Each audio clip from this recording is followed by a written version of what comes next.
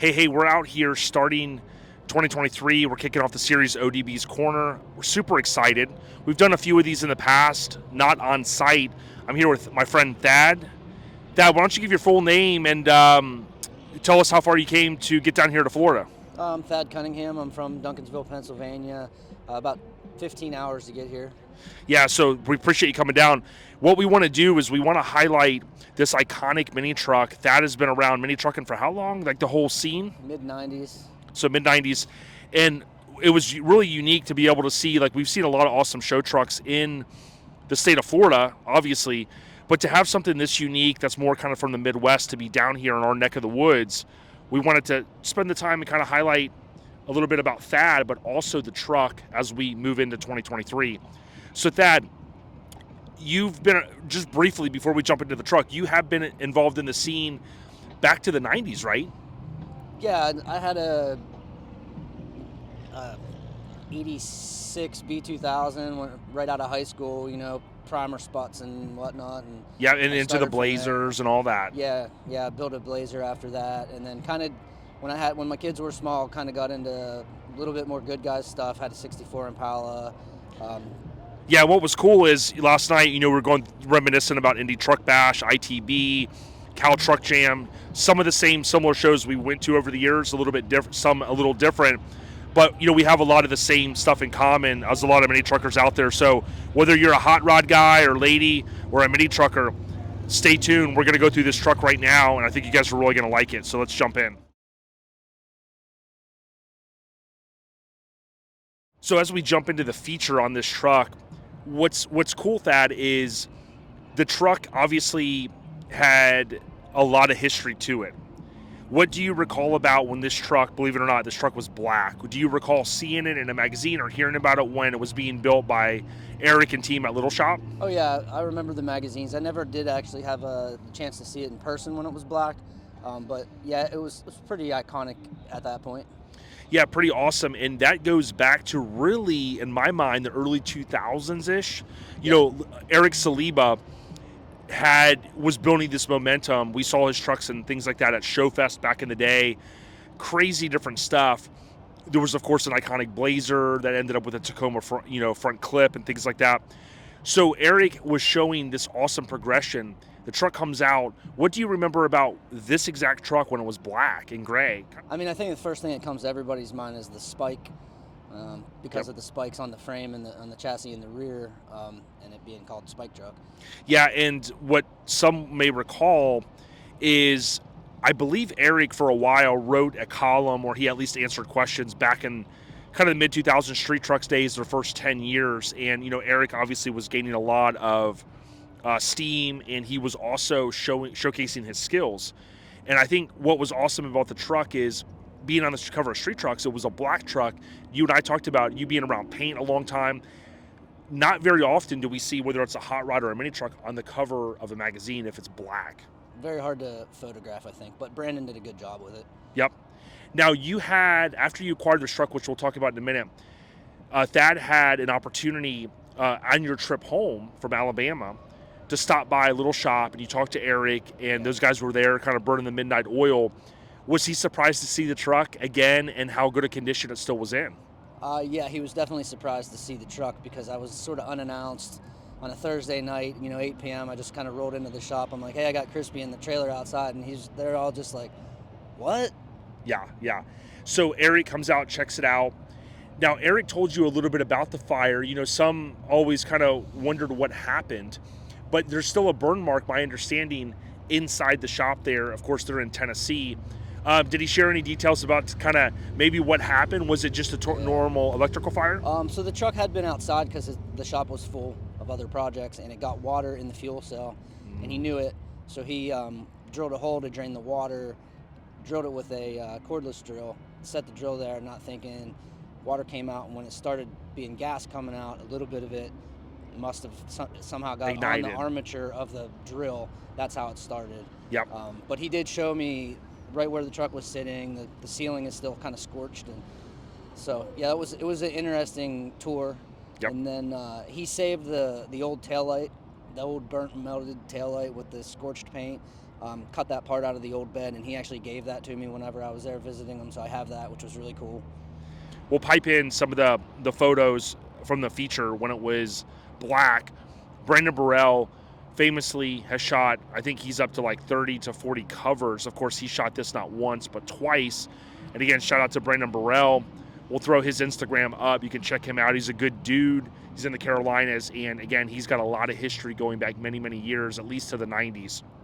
So talk to us about how, in whatever amount of detail you want to provide, on how you ended up acquiring the truck. Like, you start to see some buzz online, and that's kind of what I understood on how it unraveled. So after it burnt, Eric sold the truck to Ronnie Brown, who had Eric make it look like what it looks today.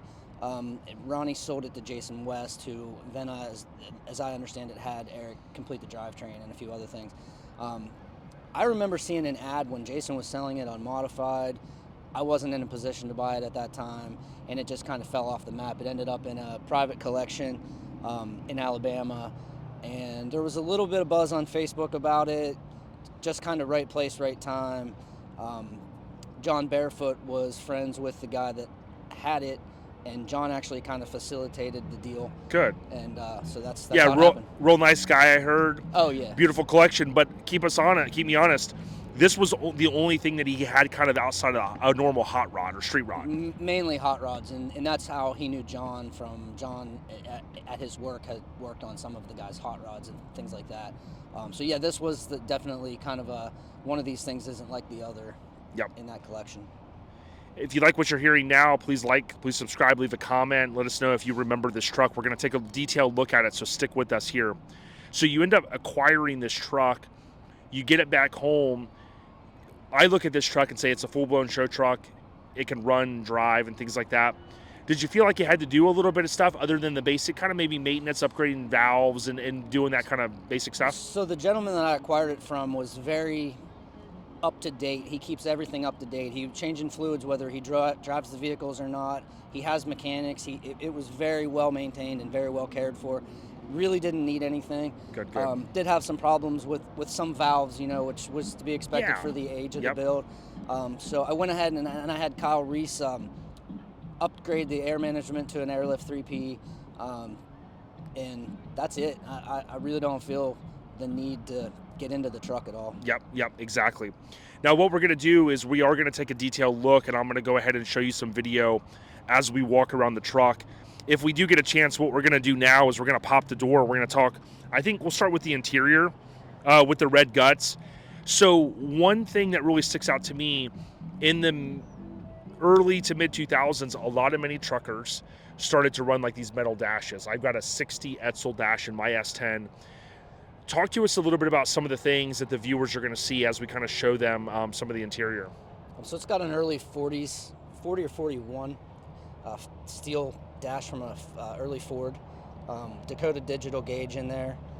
Like that single pod, which is kind of cool. Very cool. It's got everything you need on there.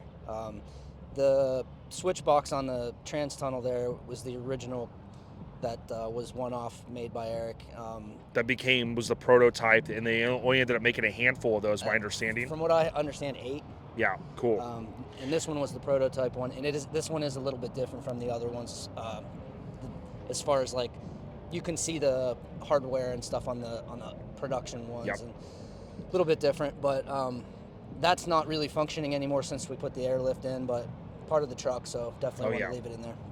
Now, stick to the end, and what I'm going to do is I'll pipe in some B-roll footage of us cruising back to where the show is at. But the other unique thing, getting a chance to ride in it, is the seat, right? So I look at it and think street rod, but you had pointed out it's actually the regular bench seat. It's a very heavily modified version of the stock bench seat, yeah. Oh, yeah. The door panels are awesome. It really has, there's only the one or two words that come to mind to me, like the hot rod themed, right? Timeless. Yeah, timeless, and that's key because when this truck was rebuilt, so it was the black version, it gets rebuilt, and Eric owned it at the time, was my understanding. So he, with his sense of style, I guess you could kind of say, what he really did was focus on going, hey, I want to build a truck that in like 2 years isn't necessarily going to be like, oh, that's gaudy. right? Right. You could take this to a good guy show, Right. as long as they'll accept us mini truckers, right? And you could be successful. Yeah, I think it's. I've had it to some local kind of cruise-ins and stuff where it's kind of definitely a fish out of water, but it gets a lot of love from the street rod guys and the hot rod guys because it's very clearly inspired by that genre. So. Oh yeah, for sure. Now, what's maybe one thing, like me riding in it? We'll talk about some of the body mods here in a minute, but what's maybe something that you didn't expect about the interior, or something that maybe people don't know, or anything that you really like about the interior? I mean, I think one of the things, the dash is obviously the first thing that you notice, but the tops of the door panels are actually all sheet metal and sort of painted to match the leather. And you almost have to point out to somebody that that's sheet metal. And it's not like a leather or vinyl. Yeah, it's. I think that he did a really amazing job with that. It blends in perfectly, and I think that was a really creative mod. Yeah, and we'll showcase this to some of you guys here as we're kind of walking around the truck. I'll also talk about some of the body mods. And here, just 1 minute, want to just give a huge shout out to everybody that continues to watch us. Please like, comment, and share. Don't forget to let all the homies know to check us out here on OLP. Now, I think since we talked a little bit about the interior, as we kind of stand back a little bit, what I want to do is highlight, we were just under the pavilion here in Florida, and some guys were talking, some of our friends and some of the club mates were saying, hey, God, is this, is this done to this truck? Is this done to the truck? To really appreciate this truck, you almost have to park it next to another S10. That's what Thad was saying just a little while ago. Thad, just walk us through a couple of things that people may notice with this highly modified 2001, right? Chevy S10. It's actually a Sonoma, but yeah. Sonoma, there we go.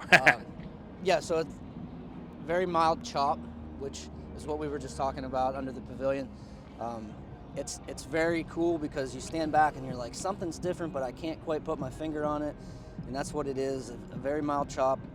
I'll still with the stock glass. And I think that's one of the definitely key exterior modifications. Things that stands out. And to your point, it does have the Sonoma hood. Technically, the GMC Envoy front end.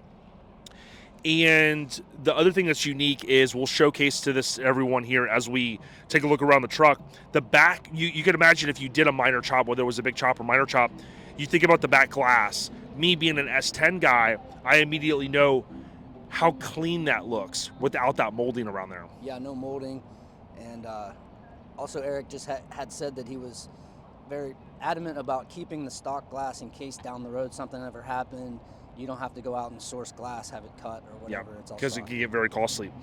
Now, I'll try to find some photos. When this truck was black, one of the unique things that really, I don't know that anybody ever did, you'll recall this in the feature in street trucks, the back of the bed that mounts up to the cab, that was basically, it was modified so it was in there so you could see like the back of the cab, right? So, it never necessarily had graphics and things there, but it was a really cool body mod.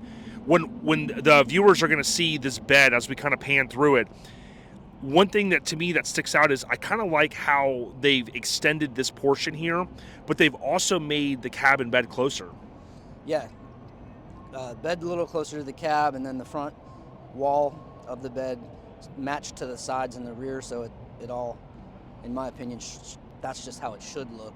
Yeah, and it looks pretty stout, and that's the cool thing is the way this is all boxed underneath and everything. Right. There's no flexing of anything, and it just looks really, really solid. Like, you see, mini truckers, we sometimes get a bad name. Some of the viewers may be mini truckers, some may not, but, mini truckers, you often kind of go to a show and we kind of get a bad rap for, this is a little, haggard or whatever. You see this thing and you go, man, this is no different than a badass street rod or C10. Absolutely. That's going to run and go across the block at Barrett Jackson and get some money. Figures, yeah. So you can imagine the amount of time and effort that Eric and some of his employees put into this. Absolutely. Almost 20 years, 20 years ago. Now, as we look inside the bed, in the mid to early 2000s, something that became real popular in the mini truck scene was, these bed liners were getting more popular, rhino liners and all different kinds, color matched. The red to me really pops, but it also ties into the interior. Right. I think it just makes for a cohesive look. Yeah. And do you feel like you can throw, like I put my backpack back there, you could put like a chair back there at a show and cruise from your trailer and kind of feel like no big deal. Yeah, it's fine. Yeah, you can throw a cooler in there, a chair, whatever. Yeah. Yep. Now the back end of the truck, you mentioned, Eric had mentioned when it was black and they redid it, obviously a little bit different with the tail lights and things like that. But my S10 also has the shaved tail lights.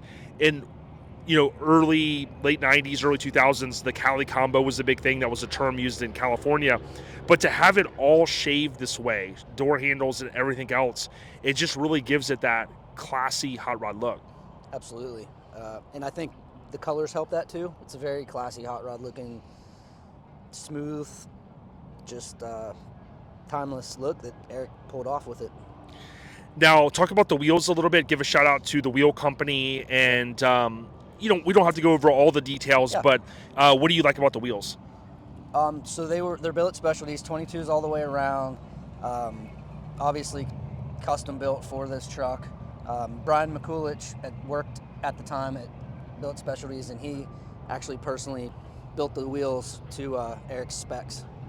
Yeah, nice big offset will show that.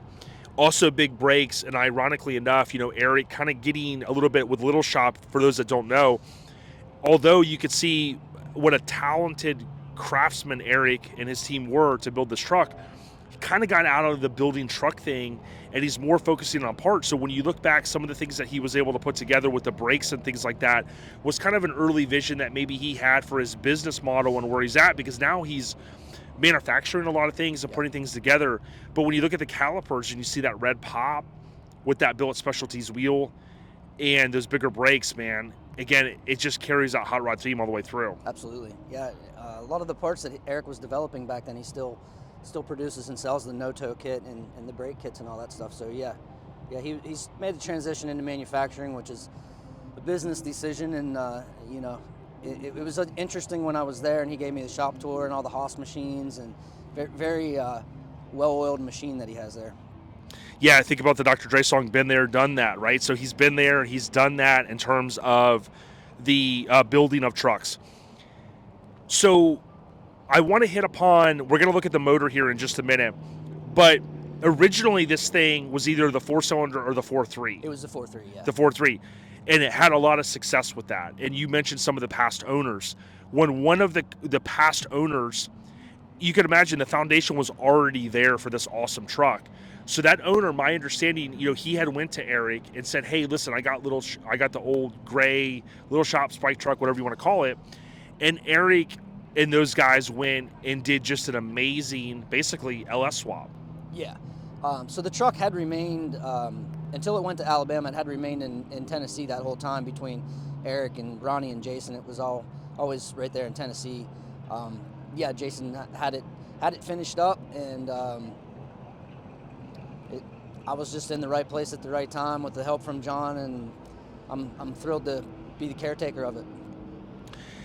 We'll also we'll show a little video before we drive out of here in a few minutes. The lift that this thing gets, he just lifted it up over there, and people were like, holy crap.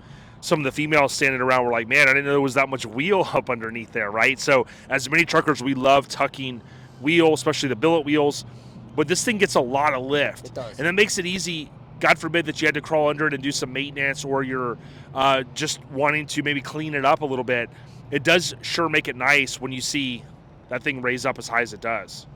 It's nice to have that lift, just make sure you're not tearing off a fender or whatever, getting it where you got to go. I mean, it's definitely more of a show truck than a driver, but it definitely drives, and when I take it to local stuff, I drive it. Yep.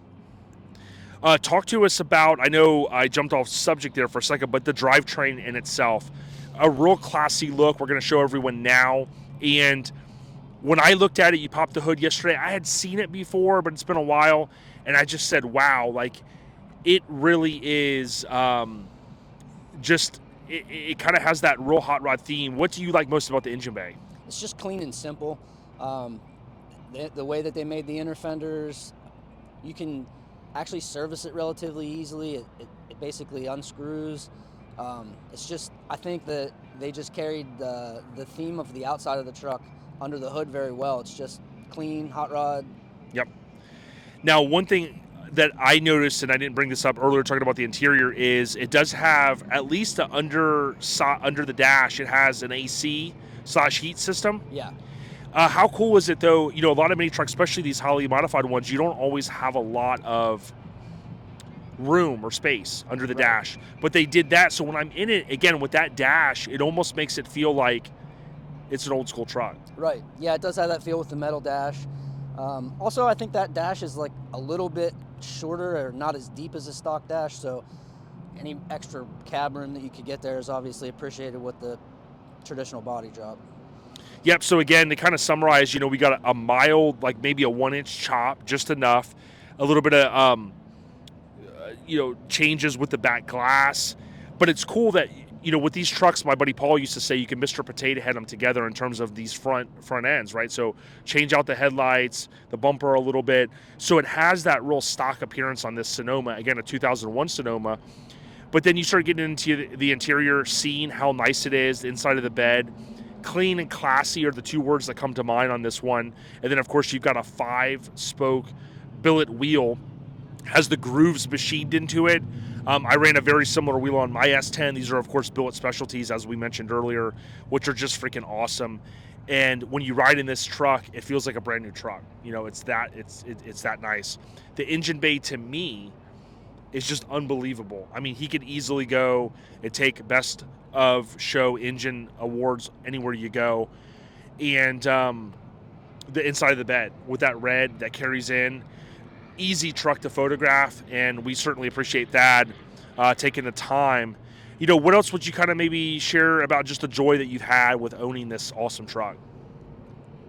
I really appreciate when I bring it out and somebody, so many people are like, "Oh wow, man, we don't know, we didn't know what happened to this truck. We haven't seen it for 10 years." Because some people don't follow the stuff maybe as close as we do, right? Right. But it's anybody that was around back then definitely remembers the truck, and it's just cool to as you often do, just sort of preserve a little bit of the history of the scene. Yeah.